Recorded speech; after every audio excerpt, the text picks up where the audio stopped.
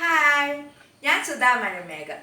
ഇന്ന് നമ്മളിവിടെ ചെയ്യാൻ പോണത് എല്ലാ ധാന്യങ്ങളും ഉപയോഗിച്ചിട്ട് ഒരു ഉണ്ട ഉണ്ടാക്കാനാണ് പോണത്.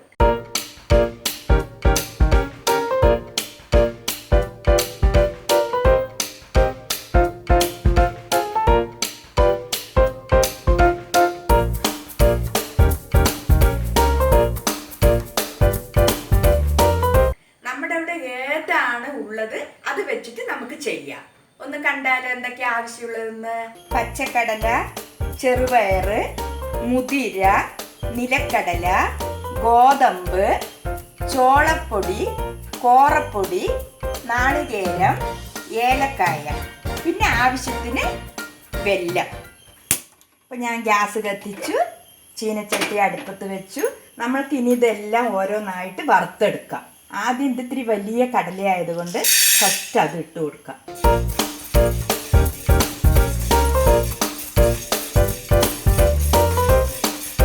ഇനി നമ്മൾക്ക് ഇതിലേക്ക് ഗോതമ്പ് ഇട്ട് കൊടുക്കാം. ഓരോ ധാന്യങ്ങളും നമ്മുടെ വീട്ടിൽ എത്രയാണ് ഉള്ളത് അതിനനുസരിച്ചിട്ട് ഇടുക. അതിനൊരു അളവൊന്നുമില്ല. പച്ചക്കടല കൂടുതലുണ്ടെങ്കിൽ അത് നമുക്ക് കുറച്ച് കൂടുതലിടാം. ചെറുപയർ കുറച്ചേ ഉള്ളൂ എങ്കിൽ അത് നമ്മൾക്ക് കുറയ്ക്കാം. അങ്ങനെ എങ്ങനെയാണ് നമ്മൾക്ക് ഉള്ളതിനനുസരിച്ച് ചെയ്യാം. ഗോതമ്പൊക്കെ നന്നായിട്ട് പൊരിയുണ്ട്, കണ്ടില്ലേ? നന്നായിട്ട് പൊട്ടി പൊരിഞ്ഞ് വരുന്നു. ഇനി നമ്മൾക്ക് ഇതിലേക്ക് ചെറുപയർ, മുതിര, ഏലക്കായ,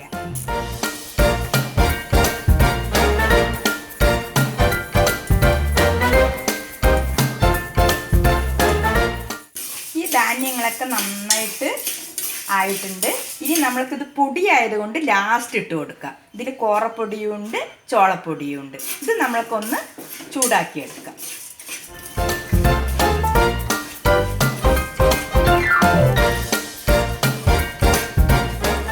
നിലക്കടല നമ്മൾ വറുത്ത് വെച്ചത് കൊണ്ട് അത് നമ്മൾക്ക് മിക്സിയിലൊന്ന് ഒതുക്കിയെടുത്താൽ മതി. ഒരുപാട് പൊടിയാക്കണില്ല. ഞാൻ കാണിച്ചു തരാം കേട്ടോ.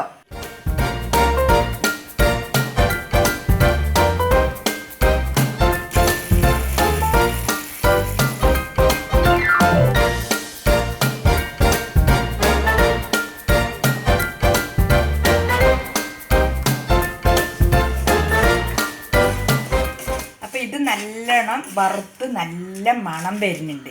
അപ്പം നമ്മൾക്കിത് തീ ഓഫാക്കിയിട്ട് നന്നായിട്ട് ചൂടാറിയ ശേഷം നമുക്ക് പൊടിച്ചെടുക്കാം.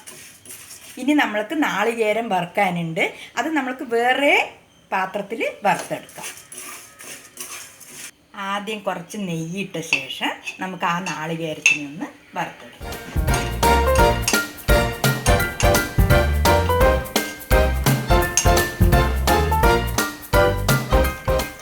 നാളികേരം നന്നായിട്ട് ആയിട്ടുണ്ട്. ഇതാ ഈ പരുവത്തിൽ മതി. ഒരുപാട് ബ്രൗൺ കളർ ആവണ്ട, ഇങ്ങനെ മതി.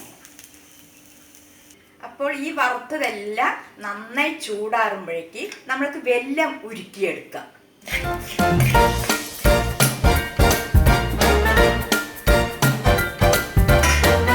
നമ്മൾക്ക് ഈ പാത്രത്തിലേക്ക് ഒരു 1/2 ഗ്ലാസ് വെള്ളം ഒഴിച്ചു കൊടുക്കുക. അതിലേക്ക് നമ്മൾക്ക് ഈ വെല്ലവും ഇട്ട് കൊടുക്കാം. എന്നിട്ട് നന്നായിട്ട് ഇതിനെ ഉരുക്കിയെടുക്കുക. ഒന്ന് ഉരുക്കിയെടുത്താൽ മതി. തിളച്ചൊന്ന് ഉരുകി കിട്ടിക്കഴിഞ്ഞാൽ നമ്മൾക്ക് ഗ്യാസ് ഓഫാക്കാം. കാരണം എന്താ പറഞ്ഞാൽ ഒരുപാട് നമ്മൾ ഈ പാവ് ടൈറ്റ് ആകുന്ന സമയത്ത്, നൂല് പരുവോ ആകുന്ന സമയത്ത് നമ്മൾക്ക് ടെമ്പറാവും ഈ ഉരുട്ടി വെച്ച സാധനം. അപ്പോൾ നമ്മൾക്ക് ഇങ്ങനെ ഒരു ജ്യൂസ് വേണം. അത് നന്നായിരിക്കും. അങ്ങനെയാണെങ്കിൽ കുറച്ച് ടേസ്റ്റും ഉണ്ടാവും. നമ്മൾക്ക് അങ്ങനെ ചെയ്യാം. വെല്ലമൊക്കെ അലിഞ്ഞ് നന്നായിട്ട് ഉരുകിയിട്ടുണ്ട്. ഇനി നമ്മൾക്ക് ഈ വറുത്ത ധാന്യങ്ങളിലേക്ക് ഒന്ന് പൊടിച്ചെടുക്കാം.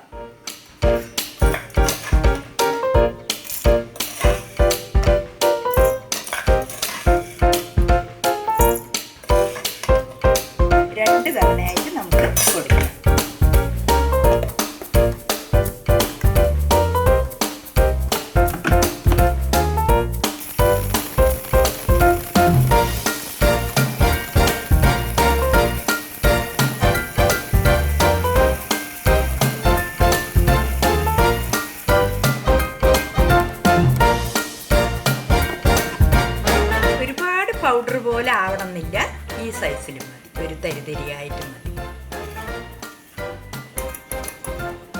ഉള്ളത് കൂടെ നമുക്ക് പൊടിച്ചെടുക്കാം.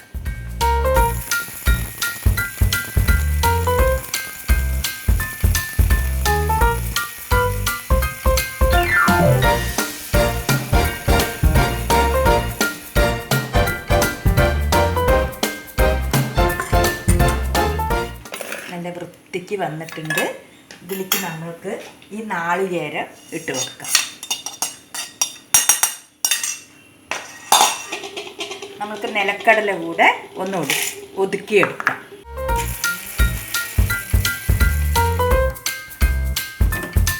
അത്രയും മതി. ആ ഇടയിൽ ഓരോന്ന് കടിക്കുമ്പോൾ ഭയങ്കര ടേസ്റ്റായിരിക്കും.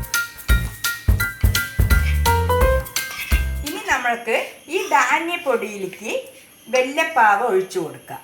ഈ ഉരുക്കി വെച്ചത് നല്ല ചൂടാണെങ്കിലും കുഴപ്പമില്ല, ആറുകയാണെങ്കിലും കുഴപ്പമില്ല. നമ്മൾക്ക് ഏത് പരുവത്തിലാണ് കുഴച്ച് വെക്കേണ്ടതെന്ന് കാണിച്ചു തരാം കേട്ടോ.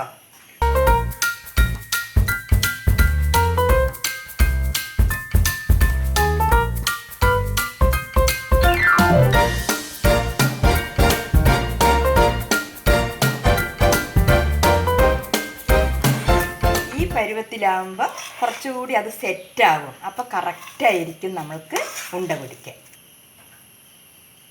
ഇനി നമ്മൾക്കിത് വൃത്തിക്ക് നമുക്ക് ഉരുട്ടിയെടുക്കാം. കണ്ടില്ലേ, ഈ സോഫ്റ്റ് ഉണ്ടെങ്കിൽ നമ്മളിത് ഡ്രൈ ആകുന്ന സമയത്ത് കറക്റ്റായിരിക്കും. ഒരുപാട് ബലമൊന്നും ഉണ്ടാവില്ല.